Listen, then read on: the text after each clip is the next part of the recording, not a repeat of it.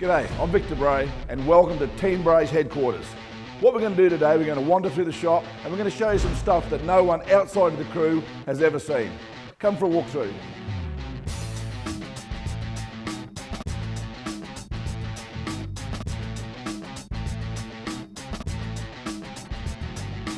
Righto, well this is where we work on the beast. This is the area that we work on the door slammers. What we have here, this is my 1957 Chevy. I think I've had it since 2002. The quickest time it's been is 5.95 seconds. It's been 247 mile an hour. It's powered by a 511 cubic inch Chrysler Hemi. It's supercharged, fuel injected, big injector head up the top here, magneto hanging out the top. The RPM of the engine is super important. The faster the supercharger, which is an air pump, turns, the more air goes into the motor. Well, the limit on revving a big Hemi motor like this higher is the valve train. And what controls the valve train is the camshaft profile. We're shifting about 10.3, 10.4. Ben shifts up about 10.5, 10.6. A 426 Hemi was originally developed only to rev to about 6,500 RPM, and we're taking to 10,500 RPM. These cars run on methanol, which is methyl alcohol. The methanol is obviously a very volatile fuel. You have to put a lot more volume into the engine than what you put in with petrol, say, or gasoline. What it is, it actually will stand a lot more pre-detonation, and you tune the car for the methanol, which is about 2.4 times the volume of fuel. And it does have its disadvantages, has to be stored very well. It attracts water, it's hydrated very easy. It's probably not obvious straight off the bat, but these engines have an incredible amount of safety built into them. Now, one of the things that stands out is obviously these straps here, the straps that hold the supercharger down to the side of the exhaust, and this big bag that goes around the supercharger. What happens is if one of these things explodes, that's not to protect so much the driver, that's to protect the general public standing in the stands. The reason that the blower can come off is because it's only held on by 8 aluminium bolts, and those bolts have been actually pared away to break away at about 65 pound each. So if it ever backfires and goes bang, right, the supercharger just coughs up and just sort of sits there. And also deep down in here we have little burst panels. The panels are just really thin aluminium that have been creased, and if it does go bang, they open up so a lot of the bang, a lot of the explosion can get let out under the bonnet. All the other safety stuff that we had, I mean, it's all inbuilt into the car itself. As far as the engine stuff goes, we use titanium clutches, we use titanium bell housings to contain any explosion.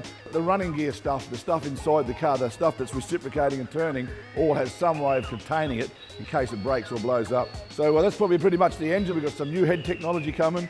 We're working hard on the camshafts to make sure we stay at front there. These engines now are probably pumping out around 3,800 horsepower at about 10,500 RPM. Something pretty crazy. Wouldn't have thought that many, many years ago. And here we have the other half of Team Bray's assault on the Australian Top Door Slammer Championship. This is Benny's car. He drives it, builds it, tunes it. So, Benny, take it away. How you going, guys? As Dad said, this is my car. This is the one I get to steer down the track all the time. The differences between the two cars, as you can tell, I'm a little bit more late model, he's a little old school. But you get that in life. That's the pleasures of us being about 30 years apart. My car's a lot more aerodynamic. I run a little bit different rear end in the 4-link area just because a little bit later technology, a newer car, so hopefully upgrade his to that one day soon. My car's obviously lighter. I'll let you work out that reason. Outside of that, they're very similar cars. Like because we both share data and do all that as a team, there's no use having two cars and having them so far apart that you can't use what we do together. If you ever watch us at the drags, I can do a run probably about 2 or 3 pairings in front of him, and if it all fails, he knows what to change, and if it goes good, he knows that he's got to be on his game and be ready to steer it. But outside the cars and everything else, we all know that the only thing that really matters is ET in drag racing, and this one's a little bit quicker than his with a 586 at 250 mile an hour, so that makes me number one. Okay, time to move on, guys. Yeah, whatever.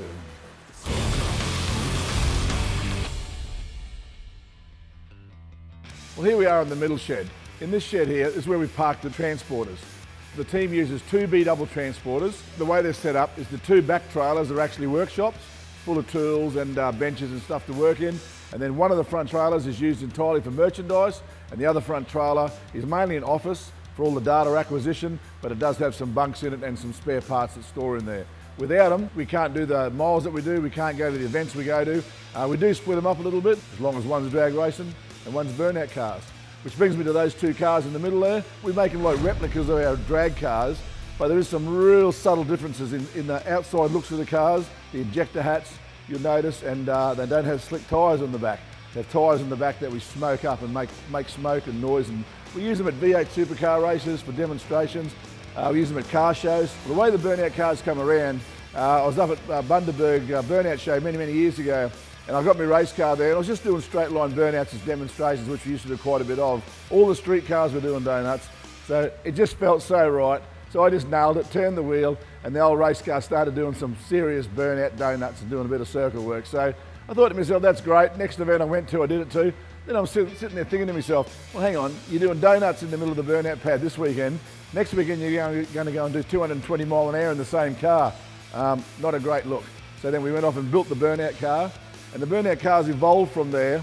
The race car obviously had some limitations in billet engines and stuff like that, no water cooling. Whereas these cars, we built them and they sort of developed into what they are today. We use water cooled blocks, we use water cooled heads, nice big PWR radiators. Camshaft is very small compared with the race cars, and what that does is give us longevity of all the valve train. Now they can't rev as high, but we have to just take that into account when we're driving the cars. The other part in it, they're low compression. Whereas our race cars are 10.5 to 11 to 1 compression ratio static, these cars here, they're about 8 to 1. And the tune-up's a lot different. The race cars have like around 3,500 horsepower. These cars have between 2 and 2,500, depending on the weather where we are. These cars also use a turbo for 100 automatic. And that is the main differences in the car mechanically. Externally, they're supposed to look like the race cars, but there is some real differences under the hood.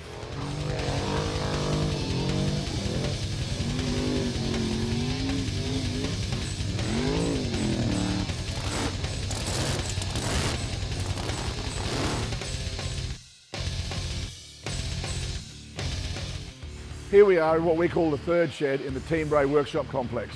In this shed we have a bit of storage in here. We store some of these classic cars of the team.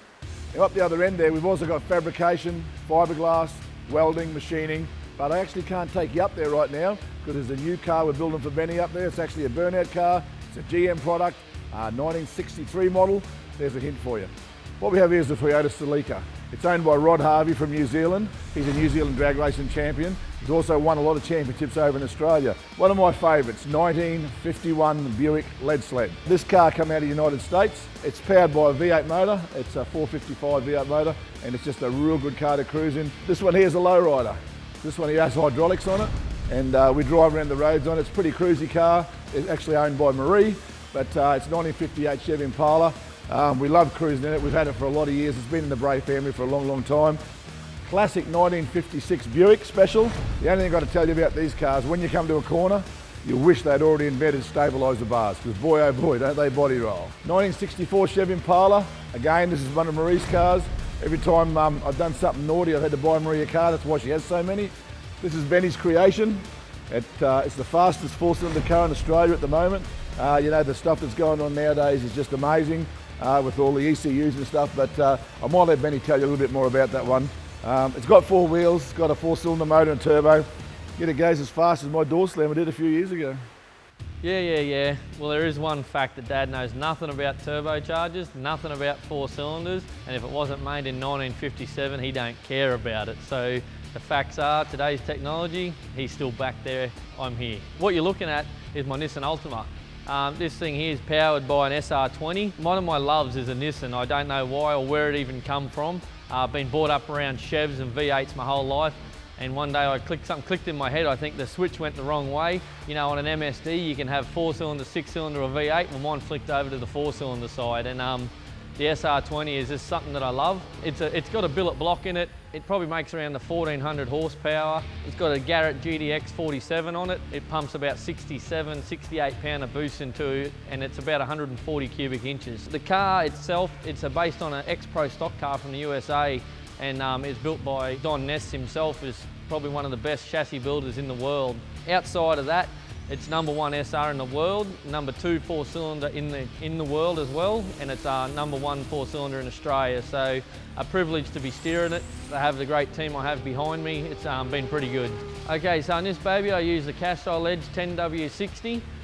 In the race cars we use a 2550, in any V8 that is.